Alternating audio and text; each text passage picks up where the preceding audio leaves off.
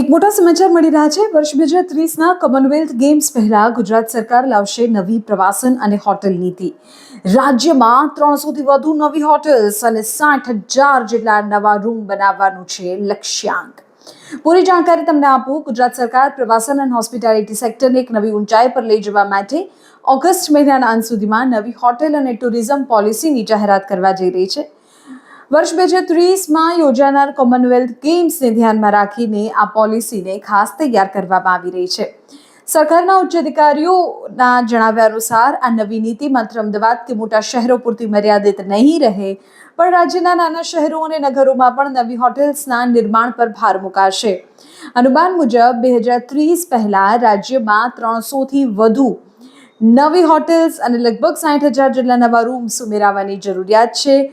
Hotel projects ઝડપથી પૂર્ણ થાય તે માટે સરકાર સિંગલ વિન્ડો ક્લિયરન્સ, સમયસર મંજૂરી, ટેક્સમાં છૂટછાટ અને વધારાની FSI એટલે કે ફ્લોર સ્પેસ ઇન્ડેક્સ આપવાની પણ યોજના બનાવી રહી છે.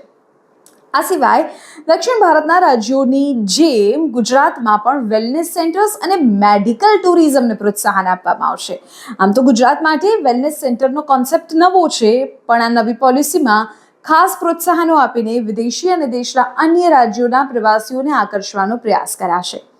બીજી તરફ રાજ્ય સરકાર ઓરેન્જ ઇકોનોમી એટલે કે મનોરંજન અને ઇવેન્ટ ઇકોનોમી પર પણ મોટો દાવ ખેલવા જઈ રહી છે. છેલ્લા 2 વર્ષમાં ગુજરાતમાં અનેક મોટા મ્યુઝિક કોન્સર્ટ્સ થયા, ઇવેન્ટ્સ થઈ.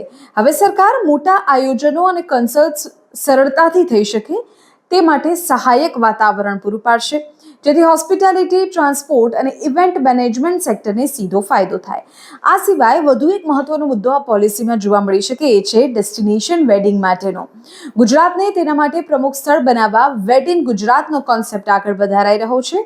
મોટી વેડિંગ ઇવેન્ટ્સ અને દારૂના નિયમમાં ચોક્કસ છૂટછાટ આપવા અને ઇવેન્ટ સ્પેસિફિક ગ્રુપ પરમિટ આપવાની દરખાસ્ત પર પણ ગંભીરતાથી વિચારણા